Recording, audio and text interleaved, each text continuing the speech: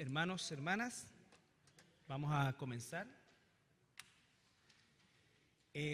Bueno, este año vamos a comenzar el estudio bíblico del miércoles con el estudio de la Iglesia y la historia de la Iglesia cristiana, que viene por supuesto a continuación. El año pasado, prácticamente durante todo el año, estuvimos concentrados en nuestra Iglesia, partiendo por nuestra declaración de principio y sentando las bases bíblicas doctrinales de lo que es, en definitiva, la Iglesia.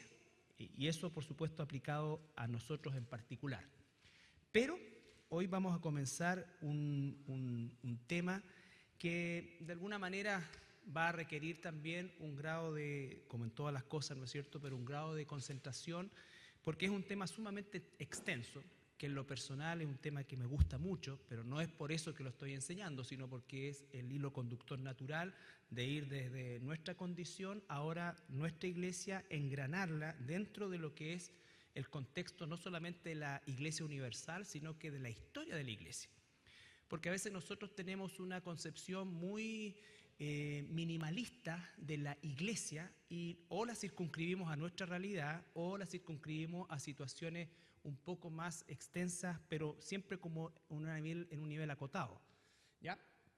La historia de la iglesia es sumamente extensa. Nosotros tenemos que pensar que son por lo menos 2000 años de historia, son 20 siglos que en definitiva hablan no solamente de la importancia de la iglesia, sino que por sobre todas las cosas de la permanencia de esta, ¿ya? De la permanencia de esta.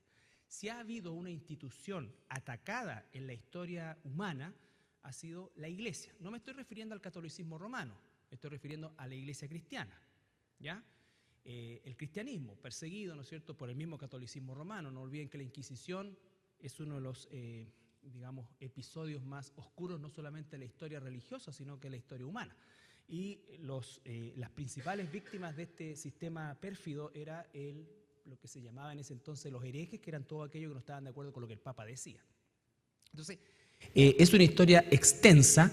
El desafío más grande, más que contarla, es poder condensarla y tratar de comprimirla o comprimir tanta información en tan poco tiempo. Pero el propósito del estudio es que por lo menos nosotros, en términos, digamos, generales como congregación, tengamos una visión más o menos pareja de este hilo conductor que va desde Pentecostés hasta nuestros tiempos. Van a haber muchísimas cosas que, por cierto, van a quedar fuera, ¿ya? Pero obviamente se hace imposible en un periodo de tiempo corto explicar o contar todo. Ahora, la profundización por parte de ustedes, yo al final también voy a dar alguna bibliografía por aquellos que quieren profundizar y tienen la oportunidad de hacerlo. No son los únicos libros de historia, pero a mi juicio, y espero que confíen en él, son los 3 o 4 libros que se ajustan más a una realidad desde el punto de vista histórico. En toda historia, por cierto, es inevitable la intervención de algún grado de sesgo. Entonces, estos 4 libros que yo les voy a recomendar son los que menos sesgos tienen, por decirlo de alguna manera, ¿ya? Porque cuando lo escribe un romano, obviamente se inclina hacia un lado, cuando lo escribe un judío, tiene una inclinación para este lado, y en el fondo hay que sacar una suerte de medias, porque los hechos son los mismos, pero hay una perspectiva de repente que puede ser más cargadita para un lado o para otro. Cosa que se da con lo colateral de la iglesia, ¿ya? Pero la historia de la iglesia es prácticamente unánime en todos los historiadores. Hay factores que en definitiva de repente algunos hacen un mayor énfasis o le dan otro enfoque, pero el hecho es el mismo, ¿ya? A Cristo lo crucificaron, en eso no hay duda de nadie. Y cosas por el estilo, ¿no es cierto? Pablo se convierte, Pablo lleva el Evangelio, Asia Menor, todo esto son cosas que no están en juego ni tienen que ver con puntos de vista, sino que todo lo aledaño que se construye alrededor de estos hechos troncos que se llaman en la historia. Bueno, y a las personas que no les guste la historia, ¿no es cierto?, vamos a hacer lo posible para que les guste.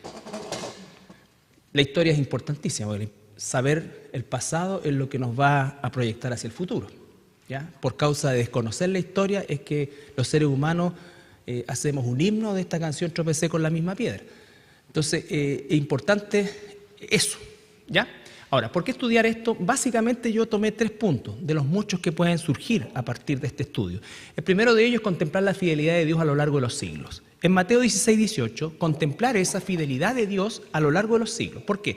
Nosotros hoy día nos paramos 2000 años después de este evento, ¿no es cierto?, de Pentecostés, y podemos decir que Dios es fiel.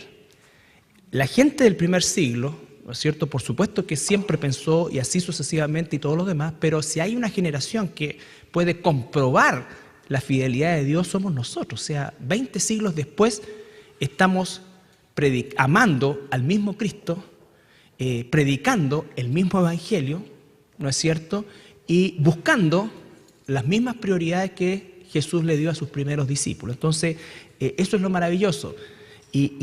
Nada ha podido realmente destruir el mensaje, nada ha podido destruir la palabra.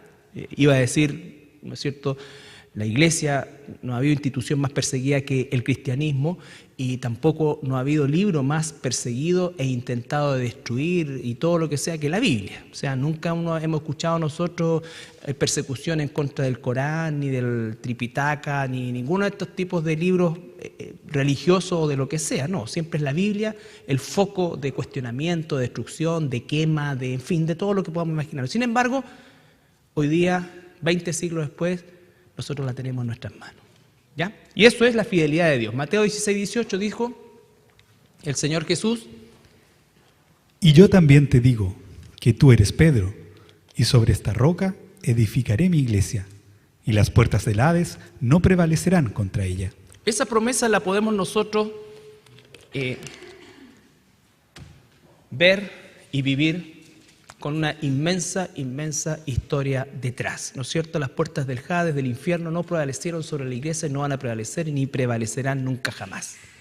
A pesar de todo lo que se intenta en contra de ello, la iglesia no solamente no va a desaparecer, sino que va a prevalecer, ¿ya? Va a prevalecer y va a permanecer por el siglo y el siglo. Vamos a ver, ¿no es cierto?, ese concepto, porque la palabra iglesia, en definitiva, que es la palabra eclesía, significa no un espacio físico, sino que la congregación de quienes hemos nacido de nuevo por la gracia de nuestro Señor Jesucristo. Entonces, lo primero es que podemos contemplar la fidelidad de Dios a lo largo de los siglos con la iglesia y sentirnos parte de esa historia también. ¿Quién viene? ¿Salió la Tabita? Aquí tienes que hacer un corte para que los hermanos internacionales no vean el escándalo con mis gatos. ¿Ya? Lo segundo, tener un panorama amplio de la iglesia. Esto también es importante porque a veces nosotros los cristianos, y sobre todo los cristianos contemporáneos, como que pensamos en la iglesia apostólica, ya los apóstoles, y de ahí como que nos pegamos un brinco a Lutero y de ahí a nuestros días. Entonces son como los 3 grandes eventos y dejamos o desconocemos, mejor dicho, la inmensa historia que existe, ¿no es cierto?, a lo largo de los siglos. Entonces esto también nos va a permitir tener un panorama más amplio de la iglesia. Y lo tercero es, y esto también es, o esto un poco por cuenta mía, es también honrar. Nosotros sabemos que no debemos ni venerar, ni adorar, ni idolatrar a nadie, pero sí la iglesia cristiana nunca debe perder de vista el honrar a todos aquellos hombres y mujeres que a lo largo de los siglos han sido parte han sido fieles y han sido parte de un pedacito de historia que nos ha permitido a nosotros el día de hoy gozar de la libertad que tenemos, de la escritura que tenemos. Por ejemplo, cuando uno no puede evitar emocionarse, cuando estudia, por ejemplo, la historia de Guillermo Tindel, cómo tradujo al inglés la Biblia, le costó finalmente la hoguera, ¿no es cierto?, pero cómo su impulso para que la gente conociera la Biblia y de manera clandestina, y aquellos que la tradujeron a los idiomas nuestros y así sucesivamente, es un esfuerzo gigantesco. Esa gente no pretendía tener una figuración en la historia ni salió en ningún diario de la época, y entonces todo eso, por poner un ejemplo, ¿no es cierto?, pero así también honrar a todos aquellos que a lo largo de los siglos han sido parte de este proceso, aún en nuestra propia vida, porque alguien te compartió a ti, ¿no es cierto?, y a la vez a esa persona le compartió a otra persona. Y recuerden que nunca hay una controversia entre la soberanía de Dios y el mandato que nos ha dado. El que convierte es Dios, pero la ordenanza para nosotros es predicar el Evangelio a toda criatura. Y entonces todo verdadero creyente que está convencido de la soberanía de Dios y que es Él el que da la salvación, nunca jamás pudiera no obedecer en amor el mandato de evangelizar, de ir por el mundo y enseñar y predicar el Evangelio. Piensen ustedes que el apóstol Pablo, que es el que enseña la doctrina de la predestinación, de la soberanía de Dios y todo, pero con lujo de detalles, ¿qué es lo que caracteriza a Pablo?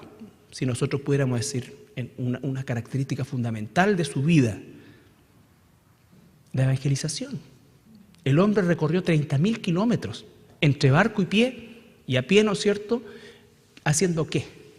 Llevando el Evangelio. Y él enseñó la predestinación. Pablo no se sentó y dijo, no, pues bueno, sí, total, si los de Éfeso se van a convertir, ¿para qué vamos a ir si al final Dios de alguna manera los va a traer? ¿Te das cuenta? Esa discusión equivocada que a veces tenemos nosotros en nuestra mente, porque son dos cosas totalmente distintas. La soberanía de Dios es la soberanía de Dios. La orden para nosotros es no hacer acepción de personas y evangelizar a toda criatura. ¿Estamos? Entonces, honrar, porque aquellos hombres y mujeres que a lo largo de los siglos fueron fieles y han sido fieles, aún aquellos que nos evangelizaron a nosotros, también lo están haciendo sobre la base de una historia, Y Romanos 15:4 nos entrega un pasaje muy hermoso. Porque las cosas que se escribieron antes para nuestra enseñanza se escribieron, a fin de que por la paciencia y la consolación de las Escrituras tengamos esperanza. Ya, Pablo está escribiendo por las cosas que se escribieron. Él se está refiriendo específicamente ahí al Antiguo Testamento, ¿ya? ¿Y qué es lo que dice? Que esas cosas que se escribieron eran para enseñanza, para animarlos, y entonces nosotros podemos ver en la historia también ambas cosas. Hoy día nosotros decimos exactamente lo mismo, pero con la ventaja de que no solamente estamos hablando del Antiguo Testamento, sino que de toda la Biblia, Antiguo y Nuevo Testamento, y un canon totalmente cerrado, concluido, ¿ya? Entonces aprendemos de la historia y aprendemos de quienes a lo largo de los siglos han vivido esta misma palabra que estamos viviendo nosotros, que se enfrentaron a situaciones muy similares a las nuestras, con contextos distintos, con escenografía distinta, pero el fondo es el mismo: herejía, persecuciones, ¿no es cierto? Situaciones complicadas dentro de una iglesia.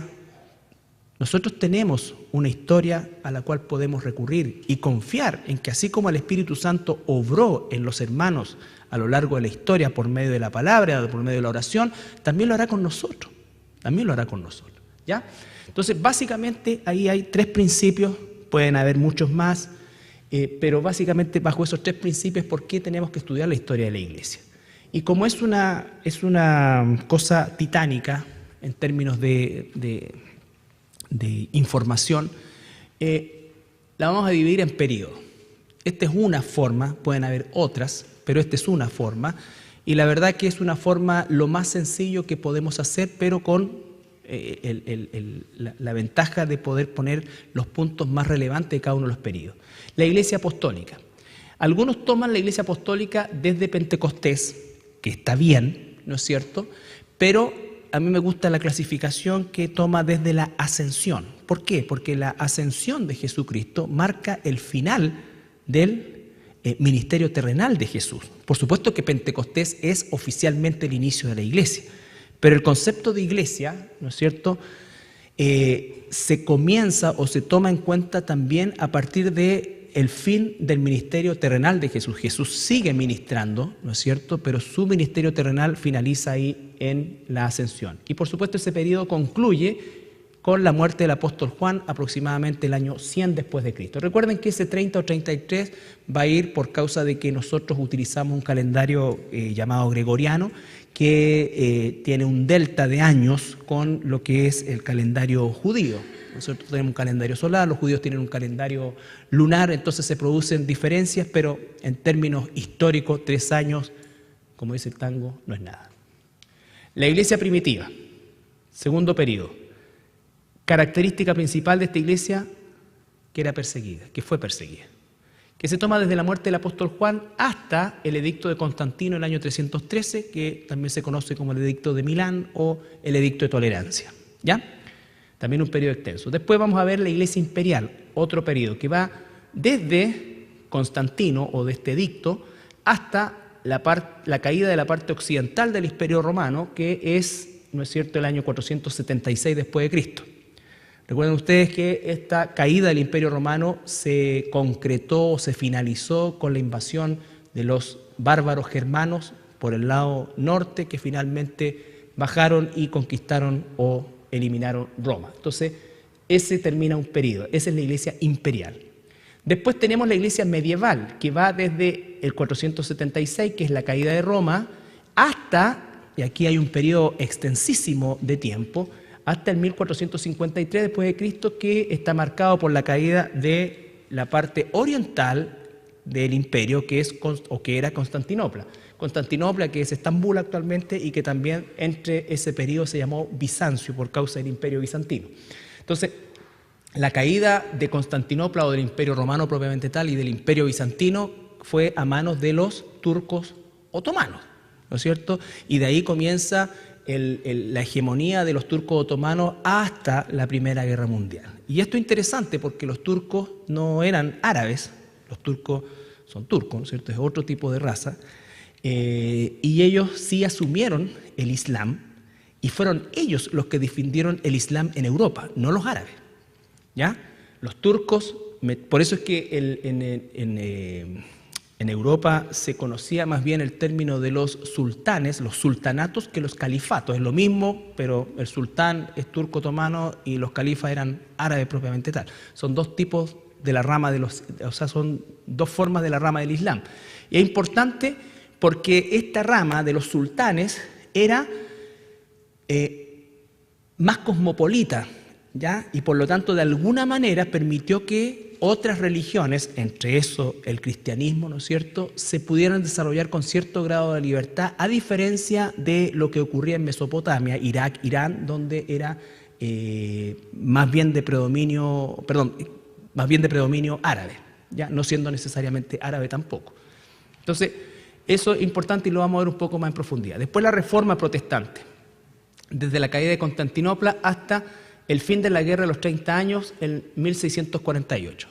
Esa Guerra de los 30 años fue la guerra entre protestantes y católicos, pero no obedecía necesariamente, o no era la causa principal de esa guerra, una cosa espiritual, sino que era la lucha de los príncipes o señores feudales contra el Vaticano o contra Roma. ¿Por qué? Porque en definitiva vieron en la Reforma Protestante la oportunidad de deshacerse del yugo romano sobre ellos. Entonces ellos formaron sus propios ejércitos, todo, y se desarrolló una guerra súper sangrienta que termina en 1648. ¿Ya?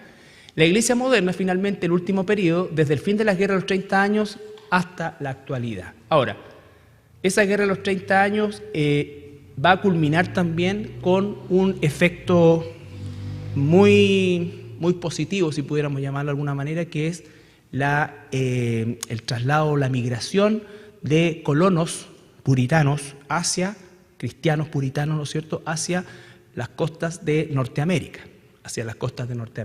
¿ya? Y ahí comienza otra etapa, que es el desarrollo de la Iglesia o del cristianismo en las colonias norteamericanas, y de ahí va a surgir un movimiento inédito en la historia de la Iglesia desde el tiempo del apóstol Pablo, que es el tiempo de las misiones, ¿ya? Europa no enviaba misioneros. Los misioneros vinieron básicamente, principalmente y durante muchas décadas, casi exclusivamente de los Estados Unidos, ¿ya? Y de ahí viene nuestra evangelización. Entonces también le debemos nosotros, los cristianos, gratitud a aquellos hermanos que, ¿no es cierto?, vinieron para acá, porque no vinieron de Europa, vinieron de Norteamérica. ¿Ok?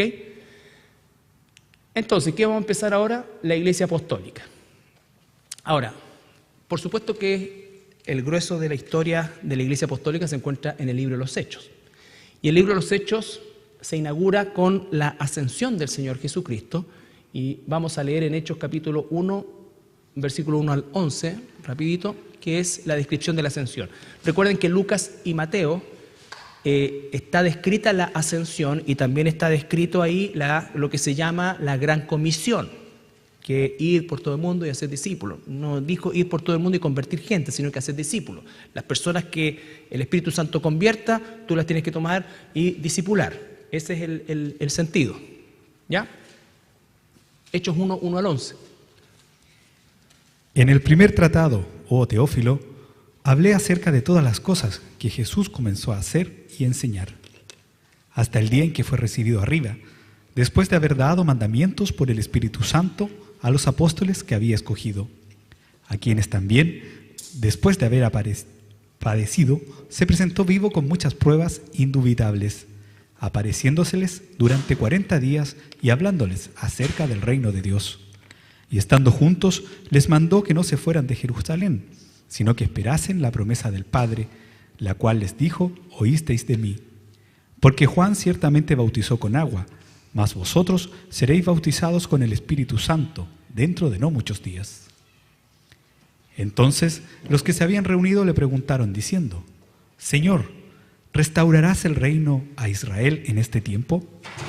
Y les dijo: no os toca a vosotros saber los tiempos o las sazones que el Padre puso en una sola potestad, pero recibiréis poder cuando haya venido sobre vosotros el Espíritu Santo, y me seréis testigos en Jerusalén, en toda Judea, en Samaria y hasta lo último de la tierra. Y habiendo dicho estas cosas, viéndolo ellos, fue alzado, y lo recibió una nube que lo ocultó de sus ojos. Y estando ellos con los ojos puestos en el cielo, entre tanto que él se iba, he aquí se pusieron junto a ellos 2 varones con vestiduras blancas, los cuales también les dijeron: varones Galileos, ¿por qué estáis mirando al cielo?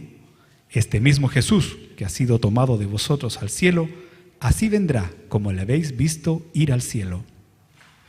Bueno, ahí tenemos el fin del ministerio terrenal de Jesús y la orden de no moverse de Jerusalén, porque iba a venir sobre ellos poder, dunamis en el griego, ¿no es cierto? Poder de lo alto. Y se iba a cumplir la promesa que Jesús les dio en los evangelios de la venida del Paracleto, del Espíritu Santo. Entonces tenemos Pentecostés. Recuerden ustedes que estamos hablando de esta fiesta o de este periodo de 50 días en que se inauguraba con la Pascua, entre medio estaba la fiesta de los tabernáculos y finalizaba todo este periodo de festividades con la fiesta de las primicias, que era Pentecostés, ¿no es cierto? Entonces, la ascensión de Jesús fue 40 días después de Pentecostés, la ascensión fue 40 días después de la resurrección y, por lo tanto, 10 días después era Pentecostés, ¿ya? Y entonces ahí viene el Espíritu Santo, en el capítulo 2 de hecho está largamente relatado y ocurre el milagro de los idiomas, ¿no es cierto? Con el propósito de ¿qué cosa? De la primera cosecha. Y la primera cosecha tuvo connotaciones netamente judías. Sin embargo, no eran judíos solamente de Jerusalén, sino que eran judíos venidos de todas partes. Dice el libro de los Hechos, por lo menos nombra 10 o 15, algunos hasta 15 naciones, medos, partos, elamitas, ¿no es cierto? De Capadocia, del Ponto, de Asia, de Frigia. Todos esos eran judíos que venían por causa de la celebración de estas fiestas que eran de peregrinaje obligatoria, no las 3, al menos una de las 3, y la gran mayoría venían, ¿no es cierto?, a los tabernáculos y a Pentecostés, o bien venían a la Pascua, volvían, se iban, ¿no es cierto?, volvían a estas 2 fiestas. El tema es que había aproximadamente una población flotante de 1 millón de personas, ¿no es cierto?, en Jerusalén. Por supuesto, no vivían todos dentro de la ciudad amurallada, porque eso era imposible, y como recordaba Andrés en un programa de radio, ¿no es cierto?, había un decreto imperial que por esos días la ciudad de Jerusalén se extendía, o sea, varios kilómetros alrededor de la ciudad amurallada también se consideraba legalmente Jerusalén, entonces la gente acampaba ahí, ¿ya? Para que sintieran que oficialmente estaban en Jerusalén, no estando dentro de la ciudad amurallada. Entonces, y viene esto y se produce la primera cosecha. Entonces hubo una gran cosecha de estos judíos venidos de otras partes. Entonces hay tres tipos de judíos, o habían en ese entonces tres tipos de judíos. Los primeros eran judíos descendientes de judíos nacidos ahí en la tierra de Israel, ¿ya? De primera, segunda o tercera generación, abuelo nacido ahí en Israel, padre y él nacido en Israel. Esos eran los judíos, como podríamos decir nosotros, los judíos de la tierra, que se les llamaba. Después teníamos los judíos, como en el caso de todos los que se nombran en estas naciones, que eran hijos de judíos, pero habían nacido en otra parte de Israel, como por ejemplo el apóstol Pablo, que nació en Turquía, en Tarso, pero era judío. Y la tercera, o el tercer grupo de judíos, eran los que se llamaban los prosélitos, que no siendo judíos de ninguna de las dos anteriores, sino que un gentil, pero que abrazaba el judaísmo como religión, entonces se le consideraba también dentro de la población judía, pero como prosélito, ¿ya? Entonces esos tres tipos de judíos. Ahora, el segundo grupo de judíos normalmente no hablaba ni el hebreo y muy poco griego, entonces hablaba la lengua propia de donde nació. Y es ahí donde entra este milagro de las lenguas y dice que le oían predicar las maravillas de Dios en su idioma, ¿ya? Bueno, se produce esto en el libro de los Hechos y ahí se inaugura oficialmente la iglesia. La iglesia. Fue la primera cosecha, por eso fue en Pentecostés, que se llama también los primeros frutos. Ahora, la orden que Jesús le dio a sus apóstoles fue ir y hacer discípulos a todas las naciones. ¿Qué pasó? Se concentraron en Jerusalén y no salían. ¿Por qué? Porque el pensamiento del cristiano judío de aquella época, aún de los apóstoles, era que el cristianismo era solamente para los judíos. El Mesías era judío, por lo tanto la salvación era solamente para los judíos. Dios les pegó una remecida, como puede hacerlo con nosotros también cuando estamos como muy acomodaditos, y provoca una primera expansión que es desde la predicación y martirio de Esteban en el 35 después de Cristo hasta el concilio de Jerusalén. ¿Qué pasó? Dios permitió una persecución inicialmente. Esta persecución no fue por parte del Imperio Romano, esta persecución fue por parte de los judíos o del fariseísmo hacia los cristianos, ¿ya? Pero provocó y tuvo un efecto expansivo que lo vemos reflejado en el capítulo 8, versículo 1 al 4. Todo el capítulo 7 relata la predicación de Esteban y finalmente su muerte por lapidación, donde estaba Pablo presente dando su venia en esto, cuidando, dice, la ropa de los que estaban apedreando a Esteban. Pero ¿qué vemos el efecto? Mira, Hechos 1 al 4. Y Saulo consentía en su muerte. En aquel día hubo una gran persecución contra la iglesia que estaba en Jerusalén, y todos fueron esparcidos por las tierras de Judea y de Samaria, salvo los apóstoles. Y hombres piadosos llevaron a enterrar a Esteban, e hicieron gran llanto sobre él. Y Saulo asolaba la iglesia, y entrando casa por casa, arrastraba a hombres y a mujeres, y los entregaba en la cárcel. Pero los que fueron esparcidos iban por todas partes, anunciando el evangelio. Ahí está, ¿no es cierto? Los que fueron esparcidos, ¿qué hacían? Iban anunciando el evangelio. Entonces, recuerden también que ahí se cumple la parte del plan que decía, recuerdan, Jerusalén, Samaria, Judea, Samaria, ¿no es cierto? Ahora, muchas veces uno lo aplica como enseñanza también para un efecto alegórico de decir, oye, ¿cuál es tu Jerusalén? ¿Cuál es tu Judea y tu Samaria? ¿No es cierto? Y está bien usarlo así. Pero en rigor, ese plan ya fue cumplido en los primeros 14 capítulos del libro de los Hechos, ¿ya? El evangelio se esparció rápidamente por Judea y Samaria. Rápidamente se esparció por ahí. Que eran zonas, dicho sea de paso, especialmente Samaria, donde se encuentra toda la Galilea, eran zonas rurales que no eran de mucho interés ni para el Imperio Romano ni para los judíos. O sea, el centro era Jerusalén. Por lo tanto, la expansión del evangelio inicialmente en esta primera persecución, ¿no es cierto?, abarcó eso, Judea y Samaria, dentro todavía del territorio de Israel.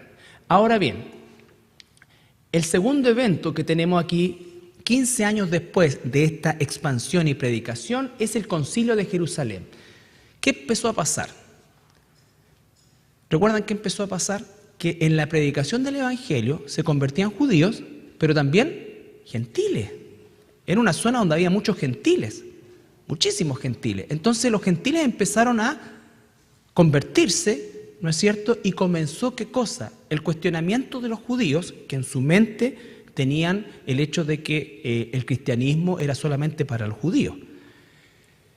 Y comienza la controversia y el Concilio de Jerusalén se junta o se produce o se hace para terminar con esa controversia. Porque la pregunta en el primer siglo era, ¿puede un no judío entrar a la iglesia? Esa pregunta no la hacemos hoy día. Hoy día es casi decir, ¿puede un judío seguir siendo judío y entrar a la iglesia? ¿Cuántas veces pensamos? Entonces inventaron el tema del judío mesiánico y todo. Y todas esas cosas que son parte de que la cosa se invirtió, porque al principio era absolutamente inesperado esto, a pesar que estaba profetizado por el rey David siglos antes de que efectivamente el evangelio llegaría también, y el plan era para los gentiles también. Pero se produce el Concilio de Jerusalén, cuyo principal tema era si los gentiles pueden entrar a la iglesia, y lo segundo era si una vez que están en la iglesia hay que imponerle los rituales judíos o no. Y la conclusión del concilio, usted lo puede leer completo en el capítulo 15, ¿no es cierto? Pero básicamente nos quedamos con el versículo 28-29, que son las conclusiones. Aquí el personaje prominente es Santiago, el hermano del Señor. Y los apóstoles, pero nombran a Santiago. Porque ha parecido bien al Espíritu Santo y a nosotros no imponeros ninguna carga más que estas cosas necesarias, que os abstengáis de lo sacrificado a ídolos de sangre, de ahogado y de fornicación, de las cuales cosas sí os guardaréis, bien haréis, pasadlo bien. Ya. Entonces, de todo lo que supuestamente se les quería imponer, circuncisión y una serie de otros rituales, incluidas las fiestas, ¿no es cierto? Dijeron no. E incluso esto va a variar, porque recuerden que el libro de los Hechos es un libro en tránsito, en el sentido de que van sucediendo cosas y los judíos se van acomodando a esto nuevo. La comunidad judía ha sido, ¿no es cierto?, y fue una comunidad muy cerrada, muy estricta. Por lo tanto, todas las cosas que tratan de repente de introducirse en su sistema, no es fácil introducir cosas o cambios al respecto. Esto, aunque fue una decisión del Espíritu Santo y comunicada a través de los apóstoles, y específicamente de Santiago, que no era apóstol, ¿no es cierto?, no se cumplió a cabalidad, porque los judaizantes siguieron, ¿no es cierto?, insistiendo en la iglesia, al punto que la carta de los Gálatas es el ejemplo más grande de cómo Pablo tuvo que corregir, ¿no es cierto?, cosas que la iglesia había permitido que los judaizantes impusieran, ¿ya? Sin embargo, el decreto de Dios por medio de los apóstoles fue, no solamente pueden entrar, sino que no es necesario imponerles nada de esto, ¿ya? Nada de esto. Hermano, esa es una de las importancias de por qué hemos dicho hasta el cansancio que los apóstoles como ministerio terminan con Juan. Porque los apóstoles hablaban ex cátedra de parte de Dios, ¿ya? Los apóstoles decían, pueden entrar los gentiles, no hay que imponerles nada, y eso era Dios hablando. Aparte de eso, vamos a ver que a lo largo de 2000 años de historia, nunca ha habido otro ministerio apostólico. Esa es una invención satánica de las últimas décadas de este siglo, o del siglo pasado, ¿ya? ¿Por qué? Porque los apóstoles cortaban un queque y así era. Y así era. Por eso es que tiene que ver con el canon, tiene que ver con la revelación, tiene que ver con la doctrina. Y aquí dicen, sí pueden entrar. Imagínate si hubiesen dicho, no pueden entrar. O hubiesen dicho, sí, pueden entrar, pero tienen que ser judíos. Tendríamos que estar todos circuncidados, los varones, ¿no es cierto? Y observar rituales, nada que ver con nosotros. Pero el Espíritu Santo sabiamente, ¿no es cierto?, no lo hizo así. Pero esa es la importancia de la voz apostólica. Hoy día no hay apóstoles, no hay nueva revelación, y todo aquel que se levante y pretenda, ¿no es cierto?, un título de esa magnitud, es un mensajero del diablo y no hay vuelta atrás. ¿Ya? El tema era si los gentiles podían entrar, quedó solucionado. Eso fue producto de la primera expansión. La tibia, porque tampoco fue una cosa masiva, porque todavía estábamos en Judea y Samaria, pero ya hubo una tibia incorporación de gentiles que dio lugar a este concilio.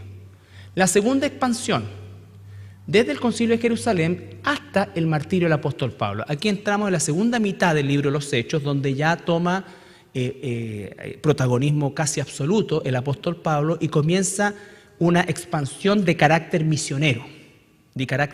Lo otro fue consecuencia de que los judíos comenzaron a quedarse abrigaditos en Jerusalén y Dios los tuvo que remover. Recuerden que ahí se da el fenómeno de que los primeros 6 o 7 capítulos en que compartían todo, vendían las cosas, los ponían a los pies de los apóstoles. ¿Por qué? Porque la gran mayoría, que fueron, se calcula por lo menos en total unos 200.000 que se convirtieron, ¿ya? En un periodo de 3 o 4 años de predicación, no el mismo día de Pentecostés, pero sí en los primeros 5 años. ¿Qué es lo que sucedió? Ellos volvían a sus lugares de origen, pero al no haber una iglesia allá, se trasladaban a Jerusalén.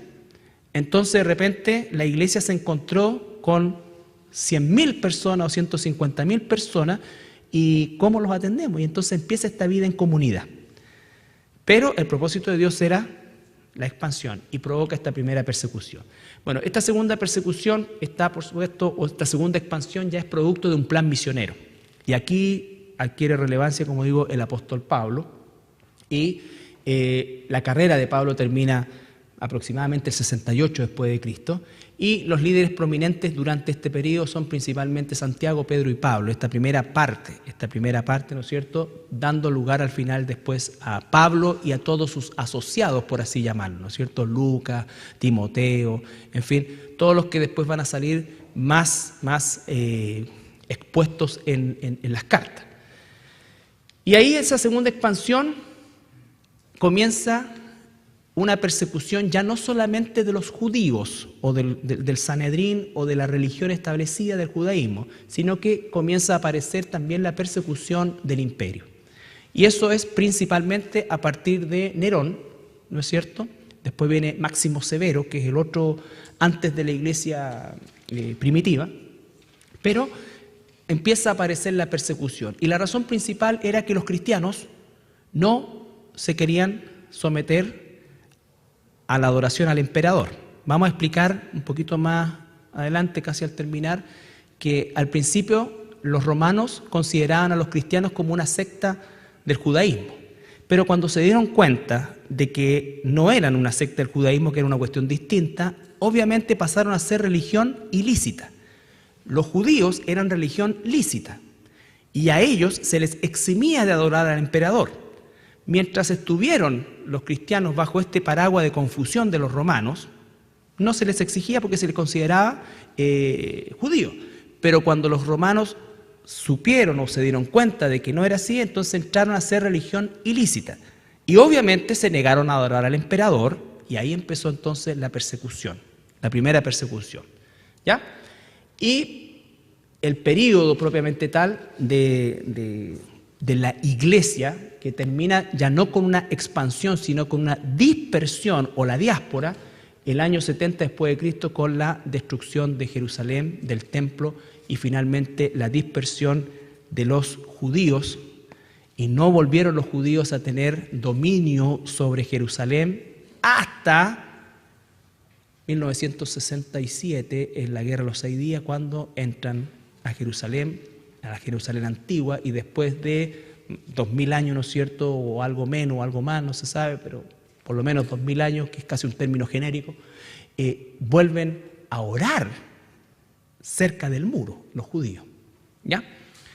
Entonces, la destrucción de Jerusalén marca un evento ya cataclísmico desde el punto de vista de la nación de Israel, porque las expansiones de alguna manera eran con cierto grado de control, pero la dispersión ya fue una cosa sin vuelta, sin regreso. Y por supuesto, los cristianos también salieron junto con los judíos. Esa destrucción de Jerusalén, el hecho concreto, no está descrito dentro de la Biblia, pero sí está profetizado por el Señor Jesús con lujo de detalles en Mateo 24, 1 al 2, cuando dice que no va a quedar piedra sobre piedra. ¿Ya? Esto ocurre el año 70 después de Cristo, y el general Tito, ¿no es cierto?, finalmente asedia Jerusalén por cerca de 2 años, el año 68, ya y el año 70 hace el asalto de la ciudad con consecuencias sanguinarias, pero totales. Ahora, ¿estamos bien hasta ahí? ¿No se han dormido? Entonces, tenemos los aspectos: la ascensión, la Iglesia Apostólica, Pentecostés, la primera expansión, segunda expansión, que ya es un acto misionero, y finalmente la dispersión o diáspora, que es producto de la destrucción de Jerusalén. Algunos factores, entendiendo que es la obra del Espíritu Santo, pero ver cómo el Espíritu Santo usa todas las cosas cuando los cristianos buscamos y hacemos las cosas para la gloria de Dios, no hay problema con valerse, por ejemplo, de la tecnología, ¿ya? Y aquí vamos a poner un ejemplo. Los cristianos se valieron de las condiciones que el Espíritu Santo les daba, ¿no es cierto?, o permitía, para hacer la obra misionera.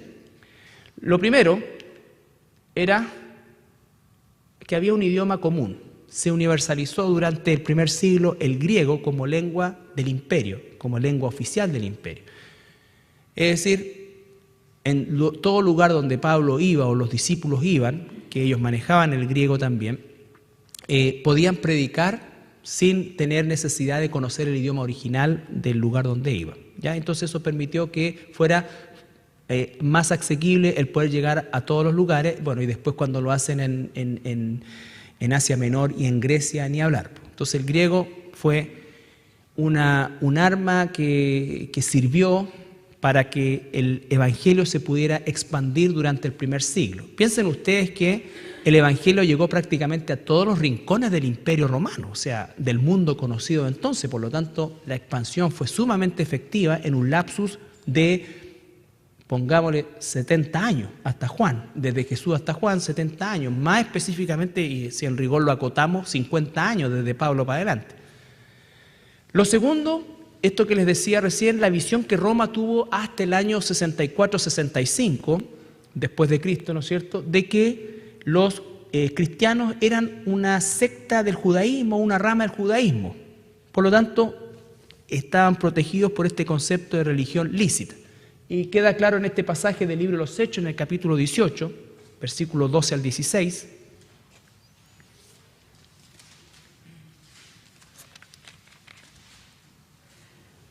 Pero siendo Galión procónsul de Acaya, los judíos se levantaron de común acuerdo contra Pablo y le llevaron al tribunal, diciendo: «Este persuade a los hombres a honrar a Dios contra la ley».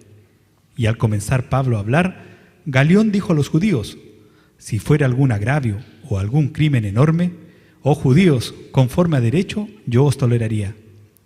Pero si son cuestiones de palabras y de nombres y de vuestra ley, vedlo vosotros, porque yo no quiero ser juez de estas cosas». Esta conversación ocurrió aproximadamente el año 60, ¿ya? Esa era lo que existía en la mente este era el funcionario romano. Los judíos, los religiosos, los fariseos pescan a Pablo, judío también, ¿no es cierto?, y lo llevan delante de Galión y le dicen que está adorando a Dios de otra manera, no a la forma de la ley judaica. Y Galión, antes que Pablo empiece a hablar, le dice: para. Esta cuestión de ustedes, sus dioses, sus nombres, ustedes, es un asunto de ustedes, arréglense ustedes, por algo es una religión lícita. Si fuera una cuestión que afectara al imperio, ya, me meto, pero si no, no.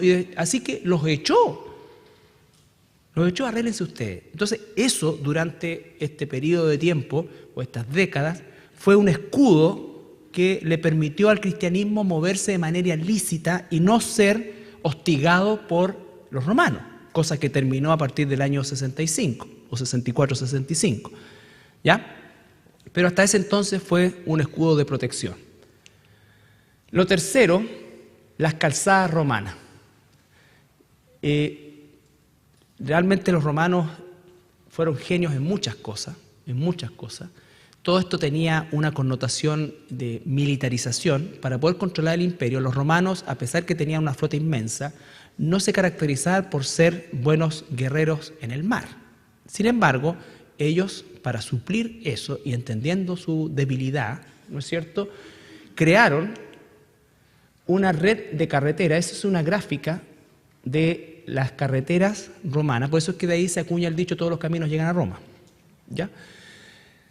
Calzadas y carreteras algunas de ellas, sobre todo en la parte de la Turquía actual, ¿no es cierto?, perfectamente conservadas, calzadas en gran parte de los trayectos pavimentadas, con puestos de guardia y donde tomar agua y alimentarse a distancias bastante aceptables, ¿no es cierto?, para un concepto que tenía que ver con un transporte que se basaba principalmente en el carruaje, caballo y el grueso caminando. Por lo tanto, era una cosa que estaba sumamente bien organizada. Entonces, cuando yo hablaba de que los cristianos aprovecharon todo esto, claro que aprovecharon todo esto, porque efectivamente ellos usaron las carreteras que hicieron los mismos romanos, ¿no es cierto?, para poder desplazarse por el imperio con mayor facilidad, Asimismo también todos los sistemas de correo y de ¿cómo se llama esto?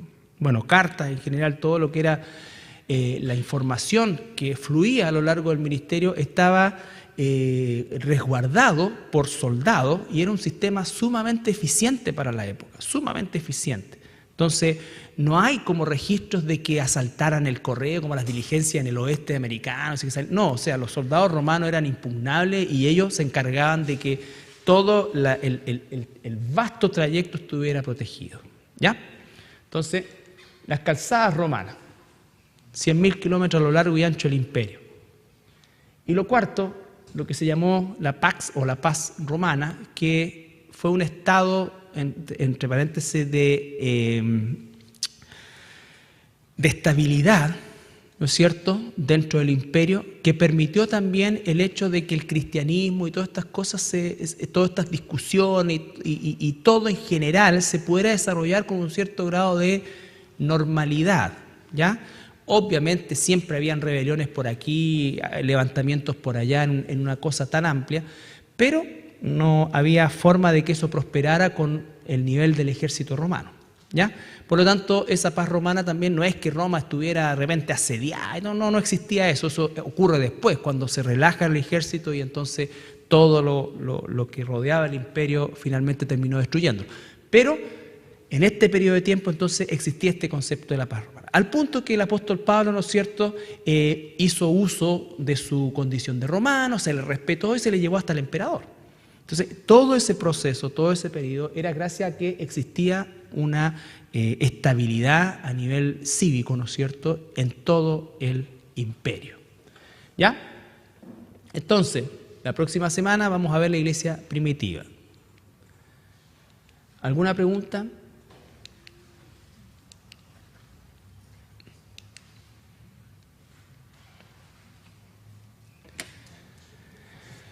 Bueno, vamos a tratar de avanzar rápido y seguramente vamos a detenernos en algunos aspectos cuando hablemos ya del tiempo de la Reforma, ¿no es cierto?, porque es importante algo que en general la Iglesia no conoce o desconoce, que es el hecho, por ejemplo, porque todavía hay hermanos nuevitos, por ejemplo, de repente no saben quiénes son los bautistas, los metodistas, los presbiterianos, ¿me entiendes?, los anglicanos, en fin. No vamos a ver todas las cosas, pero por lo menos las 4 o 5 ramas más históricas y de donde derivan muchas otras. Ya, porque después tienen los bautistas del sur, los bautistas renovados, y todas esas cosas que ya son subdivisiones que tienen que ver más con cosas de forma que de fondo.